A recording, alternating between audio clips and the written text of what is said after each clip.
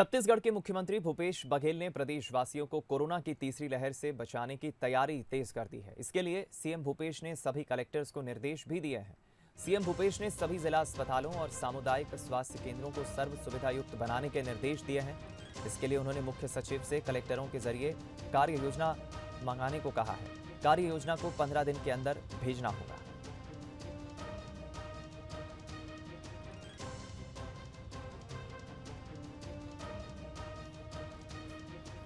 बता दें आपको, आने वाली तीसरी लहर को लेकर प्रशासन की तरफ से अभी से तैयारियां तेज कर दी गई हैं, क्योंकि तीसरी लहर को लेकर अंदेशा तो जता ही चुके हैं केंद्र सरकार के प्रधान वैज्ञानिक सलाहकार।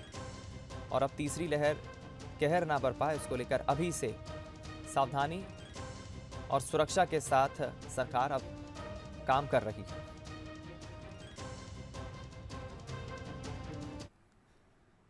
छत्तीसगढ़ में कोरोना अब कंट्रोल में होता नजर आ रहा है। कम होते कोरोना के कहर को देखते हुए राजधानी रायपुर अब संडे को भी अनलॉक रहेगी। रायपुर कलेक्टर सौरभ कुमार ने संडे अनलॉक करने का आदेश जारी कर दिया है। अब तक हर रविवार को टोटल लॉकडाउन रहता था, लेकिन अब नए आदेश के बाद दोपहर 2 बजे तक रविवार के दिन सब कुछ आम दिनों की तरह खुलेगा। संडे को दोपहर 2 बजे के बाद से लॉकडाउन के नियम का पालन करना होगा। संडे के दिन शाम 7 बजे तक ब्यूटी पार्लर और सैलून को खुला रखने की छूट दी गई है।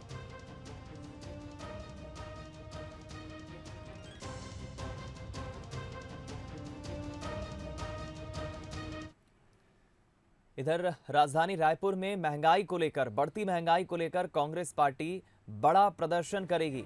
बता दें आपको, आज ब्लॉक स्तर पर बीजेपी के खिलाफ कांग्रेस प्रदर्शन करेगी।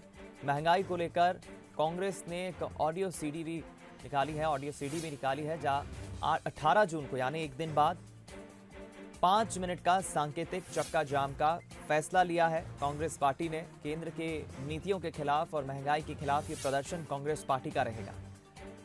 आम जनता से भी कांग्रेस ने अपील की है कि वो इस चक्का जाम में शामिल हो और महंगाई के खिलाफ अपनी आवाज बुलंद करें, अपनी विरोध को जताएं। छत्तीसगढ़ में कांग्रेस और बीजेपी एक तरह से दोनों ही पार्टी हल्ला बोल कर रही है, क्योंकि आज देखा जाए तो भूपेश सरकार को 2.5 साल भी पूरे हो चुके हैं। बीजेपी जहां एक तरफ हिसाब किताब मांग रही है कांग्रेस से, तो कांग्रेस केंद्र की बीजेपी और केंद्र की सरकार के खिलाफ लगातार विरोध करने जा रही है।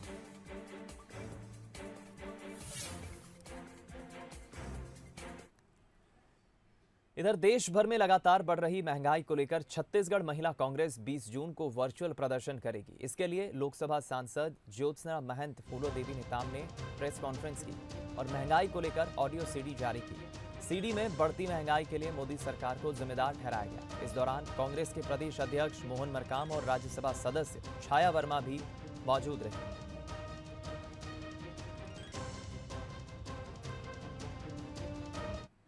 पेट्रोल की कीमतें और डीजल की कीमतें एक कर दी गई हैं। जब हमारे मनमोहन सरकार थी तब कच्चे तेल की कीमत $97.91 प्रति बैरल थी, जो आज $34 घट के $63.52 बैरल हो गई है। जब कच्चा तेल सस्ता तो पेट्रोल और डीजल महंगा क्यों? यह प्रश्न अपने आप में हमारे भारत की जनता के प्रश्न उठता हुआ मन में, लेकिन जवाब उनको नहीं दिया जा रहा है। रायपुर से खबर, भूपेश सरकार के 2.5 साल पूरे होने पर आज जश्न मनाया जाएगा। कांग्रेस कार्यकर्ता सरकार की उपलब्धियां गिनाएंगे, सरकार की उपलब्धियां बताएंगे और सरकार के 2.5 साल पूरे होने पर बीजेपी भी एक तरफ प्रेस कॉन्फ्रेंस करने जा रही है, जहां छत्तीसगढ़ कांग्रेस की नाकामियां गिनाने के लिए बीजेपी भी अपनी तैयारी कर रही है। ये प्रेस कॉन्फ्रेंस दोपहर 12 बजे होगी।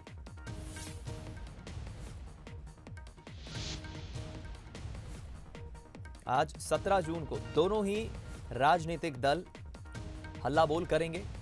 कांग्रेस जहां आज जश्न मनाएगी, 2.5 साल पूरे होने पर उपलब्धियां गिनाएगी, तो बीजेपी प्रेस कॉन्फ्रेंस करते हुए 2.5 साल में सरकार की नाकामियां गिनाएगी।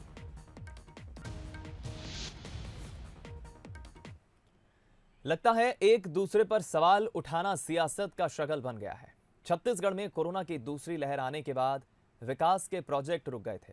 कोरोना थमते ही सरकार एक के बाद एक डेवलपमेंट के कामों को गति दे रही है और अब इस पर भी विपक्ष सवाल उठा रहा है। देखिए रिपोर्ट। प्रदेश को विकास की सौगात, विपक्ष को नहीं आ रही रास, कांग्रेस की मंशा पर सवाल, सक्रियता दिखाने का कमाल।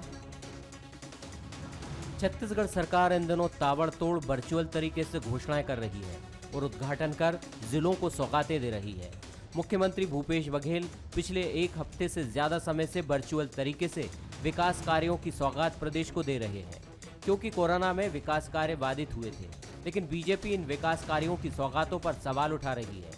बीजेपी के वरिष्ठ विधायक ब्रजमोहन अग्रवाल ने कहा, कांग्रेस सरकार सिर्फ घोषणाएं कर रही है, ज्यादातर कामों के अब तक वर्क ऑर्डर नहीं हुए हैं। ये सरकार सिर्फ पेपर में छपने वाली सरकार है।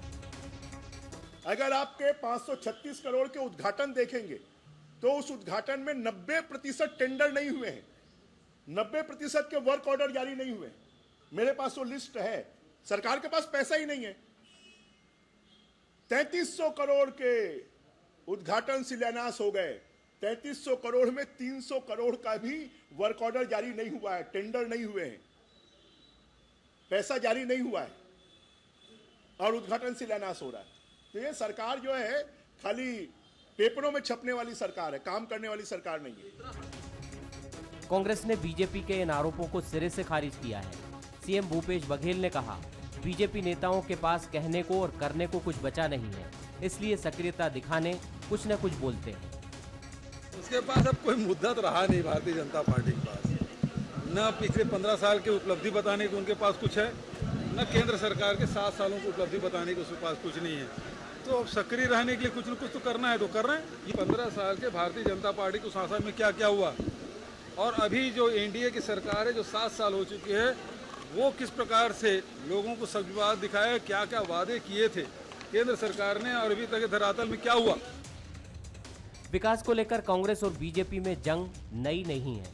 डेवलपमेंट को लेकर दोनों के दावे और प्रतिदावे अलग अलग रहे हैं। सरकार अपना आधा कार्यकाल पूरा कर चुकी है, जिसमें काफी समय कोरोना महामारी की भेंट चढ़ गया।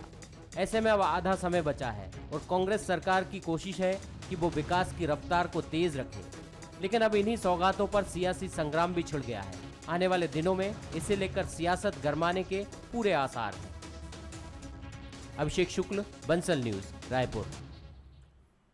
छत्तीसगढ़ सरकार के 2.5 साल पूरे होने पर बीजेपी लगातार आक्रामक रुख अपनाए हुए है। बीजेपी प्रदेश भर में सरकार की विफलताओं को जन जन तक पहुंचाना चाहती है।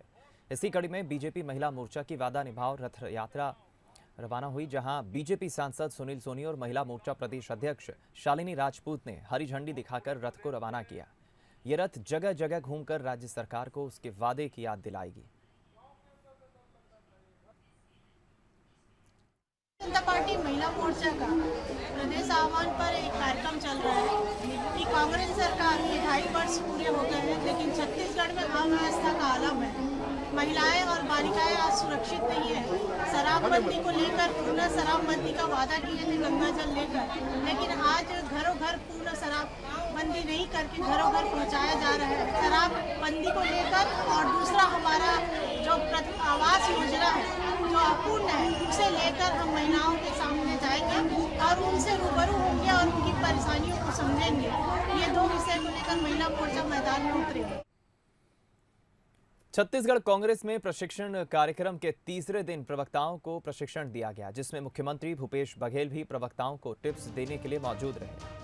प्रशिक्षण कार्यक्रम में कांग्रेस के प्रदेश से लेकर जिला स्तर तक के सभी प्रवक्ता मौजूद रहे। इस दौरान प्रवक्ताओं को विपक्ष के हमले का जवाब देने और सरकारी योजनाओं को जन जन तक पहुंचाने की जिम्मेदारी उठाने को कहा गया है। शिविर का आयोजन किया गया था, जिसमें हमारे सभी जिले के प्रवक्ता यहाँ उपस्थित थे। इसमें मुझे भी आमंत्रित किया गया था और आज मीडिया का अपना महत्वपूर्ण रोल है। अब मीडिया केवल प्रिंट मीडिया नहीं रहा, अब केवल इलेक्ट्रॉनिक मीडिया पर नहीं रहा, बल्कि सोशल मीडिया भी एक सशक्त माध्यम हो चुका है। तो इन माध्यमों का उपयोग आम जनता तक पार्टी के कार्यक्रमों को, नीतियों को और साथ ही सरकार के कार्यक्रमों को जनता तक पहुंचाने का काम हम लोगों को करना है। और भारतीय जनता पार्टी जो हमारे मुख्य विपक्षी दल है, बहुत सारे अफवाहें फैलाती रहती है, उसे खंडन भी करना की आवश्यकता है, जिसमें जिले स्तर पे हमारे प्रवक्ताओं को ये प्रशिक्षित किया जा रहा है कि किस प्रकार से जवाब देना है। रायपुर से खबर, जहां कांग्रेस का प्रशिक्षण शिविर में प्रशिक्षण कार्यक्रम के समापन के बाद सीएम भूपेश बघेल ने कहा कि मीडिया अब प्रिंट, इलेक्ट्रॉनिक और डिजिटल तक सीमित नहीं है। मीडिया का स्वरूप अब बहुत व्यापक हो चुका है। हर माध्यम में राज्य सरकार की उपलब्धियों को पहुंचाने की जरूरत है। बीजेपी लगातार झूठ फैलाने की कोशिश करती है, उसे उजागर करना और खंडन करना भी जरूरी है। प्रवक्ताओं को विषय वस्तु का अध्ययन कर अपनी बात रखने को कहा गया है।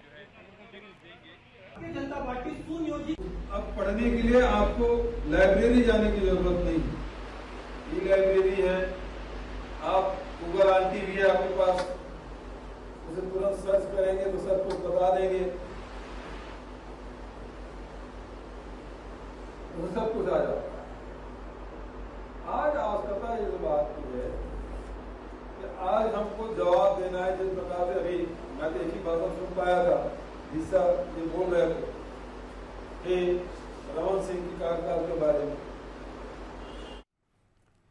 छत्तीसगढ़ सरकार पर खाद्यान्न घोटाले का आरोप लगा है। बीजेपी सरकार में मंत्री रहे राजेश मूणत ने प्रधानमंत्री नरेंद्र मोदी को पत्र लिखा है, जिसमें उन्होंने राज्य सरकार पर निःशुल्क खाद्यान्न वितरण नहीं कराने का आरोप लगाया है। इसके साथ ही राजेश मूणत ने मामले की जांच की मांग भी की। वहीं खाद्य मंत्री अमरजीत भगत ने इसे बेबुनियाद बताया। उन्होंने कहा कि राजेश मूणत को नहीं पता कि वो क्या कह रहे हैं। पीएम को लिखे पत्र में राजेश मूणत ने कहा कि केंद्र सरकार ने खाद्य सुरक्षा कानून के तहत छत्तीसगढ़ को 2,07,770 मीट्रिक टन खाद्यान्न आवंटित किया। ये खाद्यान्न अंत्योदय और प्राथमिकता राशन कार्ड वालों को निःशुल्क दिया जाना था, लेकिन सरकार ने ऐसे लोगों को राशन को पूरी मात्रा में दिया ही नहीं। कम मात्रा में खाद्यान्न मिलने की शिकायत लगातार मिल रही है। ये शेष अनाज कहां जा रहा है, ये जांच का विषय है।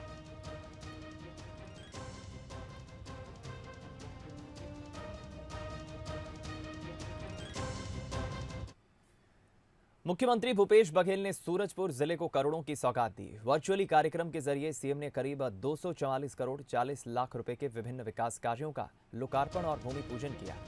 विश्रामपुर के स्नेह मिलन ऑडिटोरियम में आयोजित कार्यक्रम में 82 करोड़ 71 लाख रुपए के 34 कार्यों का लोकार्पण किया और 161 करोड़ 69 लाख रुपए के 89 कार्यों का भूमि पूजन सीएम ने किया।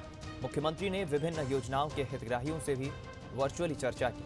इस दौरान गोधन न्याय योजना की हितग्राही गीता देवी ने बताया कि उनकी बेटी रायपुर में डॉक्टरी की पढ़ाई कर रही है, जिसकी फीस का इंतजाम गोबर और दूध बेचकर वो करती है। उन्होंने कहा कि सीएम गोधन न्याय योजना को जारी रखें।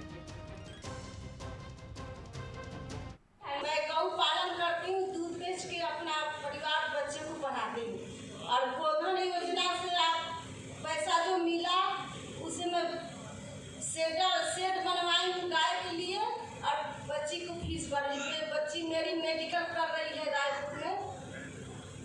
देखिए, आज जो माननीय मुख्यमंत्री जी द्वारा वर्चुअल लोकार्पण और भूमि पूजन का काम किया गया है, वो 125 काम हैं, जिसमें से जो लगभग जिनकी कीमत 245 करोड़ के आसपास है, जिसमें 83 करोड़ के आसपास लोकार्पण है, बाकी भूमि पूजन है। ओडगी में अभी 22 बिस्तर का बच्चों का सेंटर का आज माननीय मुख्यमंत्री जी ने उद्घाटन किया है, जो 50 बिस्तर के लिए प्रस्तावित है।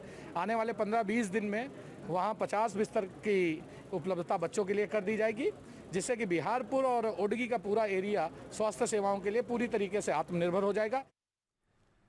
आंध्र प्रदेश पुलिस नक्सली मुठभेड़ में बताया जा रहा है, मुठभेड़ में सुरक्षा बल के जवानों को बड़ी सफलता मिली है। आंध्र प्रदेश से बता दें, ये बॉर्डर से खबर है, मुठभेड़ में 3 महिला सहित 6 नक्सलियों को मार गिराया है। इनमें नक्सली लीडर सांदे गंगैया यानी डॉक्टर अशोक और देभा माधी उर्फ राणा देव भी शामिल है। ये बड़ी सफलता हाथ लगी है आंध्र प्रदेश में, जहां पुलिस और नक्सलियों के बीच मुठभेड़ हुई और इस मुठभेड़ में 6 नक्सलियों को मार गिराया है।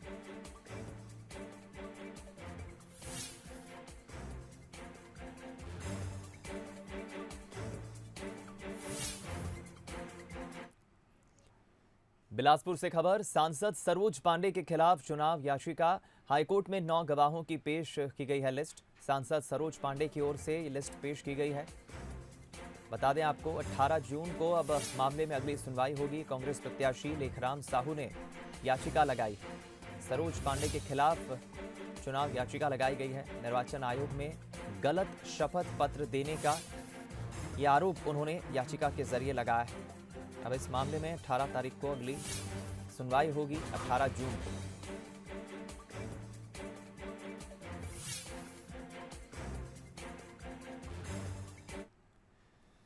बिलासपुर में कराटे की नेशनल प्लेयर से छेड़छाड़ का मामला सामने आया है। मामले में युवती ने यह आरोप अपने ही कराटे कोच अशोक वर्मा पर लगाया है। इस संबंध में युवती ने रतनपुर थाने में आरोपी के खिलाफ केस दर्ज कराया है। इसके अलावा पीड़िता ने आरोपी कोच पर जान से मारने की धमकी देने और गाली गलौज करने का भी आरोप लगाया है। फिलहाल आरोपी फरार चल रहा है। पुलिस ने आरोपी को जल्द ही गिरफ्तार करने की बात कही है।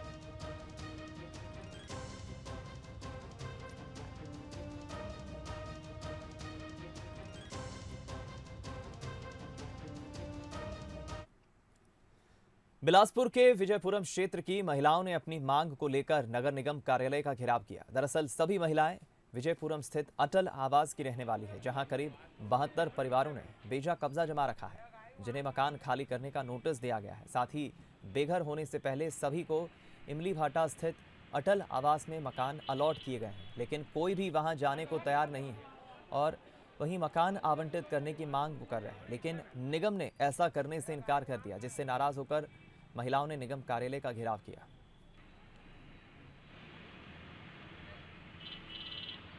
ये बताना चाहते हम लोग वहाँ 72 परिवार रहते हैं, किसी का घर नहीं है और हमको एक भारी बरसात में घर खाली कराया जाए। बोले कि सर हमारा घर नहीं है, हमारा रसीद कटा दो। बोले अभी तो तत्काल में जब वोट के समय आता है तो हाथ पैर जोड़ते हैं, बोलते हैं कि मकान देंगे, आपको नौकरी देंगे। ऐसा क्यों नहीं है कि हमारे पास घर नहीं है तो एक घर दे दे, और जब घर के लिए आए तो बोलते हैं कि हाँ घर मिलेगा, आप वहाँ जा सकते हो स्वतंत्र। कहाँ है घर खाली, आप देखो। छत्तीसगढ़ में मानसून की दस्तक के साथ ही 10 जून से रेत खनन पर रोक है। वहीं ठेकेदारों को इमरजेंसी में रेत के भंडारण की अनुमति दी गई है, जिसे लेकर रेत ठेकेदारों और कांकेर का आदिवासी समाज आमने सामने आ गया है। जिले में कुल 11 आवंटित रेत खदानें हैं। आदिवासी समाज का आरोप है कि सरकार ने पहले तो ग्राम सभा की अनुमति लिए बिना ही रेत खदानें बांट दी। अब ठेकेदार मनमानी पर उतारू। 5000 घन मीटर रेत डंप की अनुमति लेकर लाखों घन मीटर रेत डंप कर रहे हैं। नदी में बड़े बड़े गड्ढे कर रहे हैं। ऐसे में अगर बाढ़ आती है तो इसका खामियाजा उन्हें और किसानों को भुगतना पड़ेगा। आदिवासी समाज ने प्रशासन से कार्रवाई नहीं करने पर आंदोलन की चेतावनी दी है। खनन हो रहा है, पूरा अवैध मामला है, क्योंकि ये जो 602 रकबा नंबर जिसका इसको अलाटमेंट हुआ था खदान, वहाँ पे रेत नहीं है और ठेकेदार के द्वारा दूसरे जगह का चोरी करके यहाँ डंप किया जा रहा है। जो 5000 घन मीटर के अगेंस्ट में कम से कम 1.5-2 लाख घन मीटर यहाँ इकट्ठा की गई है। पिछले टाइम भी गांव वालों को प्रताड़ित किया गया। ऐसा लगता है कि यहाँ पर शासन प्रशासन नाम के कोई चीज़ नहीं है। इनकी जांच की जाए और जांच करके अवैध रूप से जो उत्खनन किया गया है उन पर कार्रवाई हो। साथ ही साथ आज जो नदी की जो जहाँ से रेत उत्खनन किए हैं उनकी हालत इतनी गहरा कर दिए हैं, बाढ़ आने से पूरा कटाव होगी, किसानों के खेत को नुकसान पहुँचेगा। धमतरी जिले की सभी 32 रेत खदानों में खनन पर रोक लगा दी गई है। एनजीटी की गाइडलाइंस के अनुसार ये रोक लगाई गई है। खनन पर रोक लगने के बाद अब जिले में रेत की आपूर्ति के लिए स्टॉक से रेत बेची जाएगी।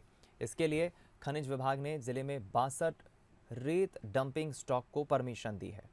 बता दें आपको, जिले को 32 खदानें ठेके पर 3 साल के लिए संचालित कराई जा रही हैं। ठेके की गाइडलाइंस के मुताबिक बारिश में खनन पर रोक लगाई जानी है, जिसके चलते बुधवार से जिले के सभी रेत घाटों के मार्ग बंद कर खनन पर रोक लगा दी गई है। इस दौरान किसी भी रेत घाट में नियमों का उल्लंघन करने वाले ठेकेदारों पर कड़ी कार्रवाई की जाएगी।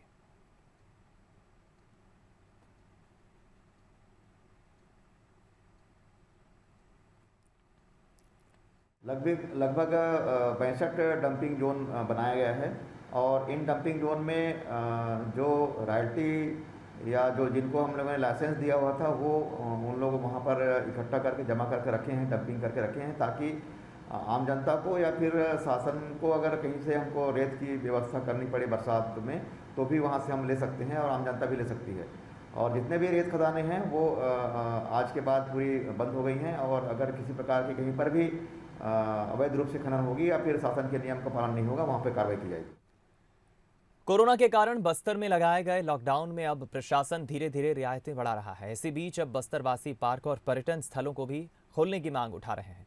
दरअसल कोरोना संक्रमण की रफ्तार में आई कमी को देखते हुए शहर में सभी प्रतिष्ठानों को सुबह 6 से रात 8 बजे तक खोलने की इजाजत दी गई है, जिसके बाद बस्तरवासियों ने पर्यटन स्थलों के साथ पार्क को भी गाइडलाइंस के साथ खोलने की मांग कर दी है।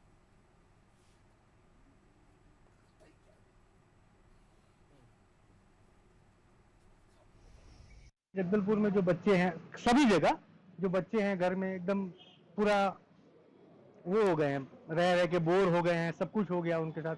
अब उनको भी थोड़ा सा कुछ ना कुछ सुविधा मिलनी चाहिए, जैसे पर्यटन स्थल है घूमने के लिए, शहीद पार्क है, दलपत सागर है, या सब जगह जाने के लिए उनको भी एक सुविधा मिलनी चाहिए। भले ही प्रशासन अपनी गाइडलाइंस दे उसमें, वो थोड़ा सा उसको खोलना चाहिए प्रशासन को। इस और प्रशासन को पूरा ध्यान देना चाहिए। छत्तीसगढ़ के नक्सल प्रभावित गांव रिंगानार ने एक मिसाल पेश की है। इस गांव के सभी लोगों का वैक्सीनेशन पूरा हो चुका है। इसी के साथ रिंगानार गांव प्रदेश का पहला ऐसा गांव बन गया है जिसमें संपूर्ण टीकाकरण किया जा चुका है। वैक्सीनेशन के बाद गांव के लोगों में उत्साह देखने को मिल रहा है। बता दें कि दंतेवाड़ा जिले का नक्सल प्रभावित गांव रिंगानार की आधी आबादी अशिक्षित है, लोग पढ़े लिखे नहीं। इसके बाद भी 100% वैक्सीनेशन कराकर रिंगानार पंचायत प्रदेश की पहली मॉडल पंचायत बन गई। इस सफलता को लेकर कलेक्टर ने भी इस गांव को इनाम के रूप में 20 लाख रुपए देने की बात कही है। ये पैसा गांव के विकास कार्यों में लगेगा। हमारे जो दंतेवाड़ा ज़िले की रिंगानार पंचायत ने एक उल्लेखनीय सफलता हासिल की है कि यहाँ पे 18 वर्ष के अधिक आयु के जितने भी पात्र लोग हैं सभी का टीकाकरण कोरोना का जो है पूर्ण हो चुका है और ये सबके लिए एक प्रेरणा का स्रोत बन गए हैं। और अब इनसे बाकी लोग भी प्रेरणा लेकर बाकी पंचायतें भी 100% टीकाकरण करें, यही हमारी अपील भी है।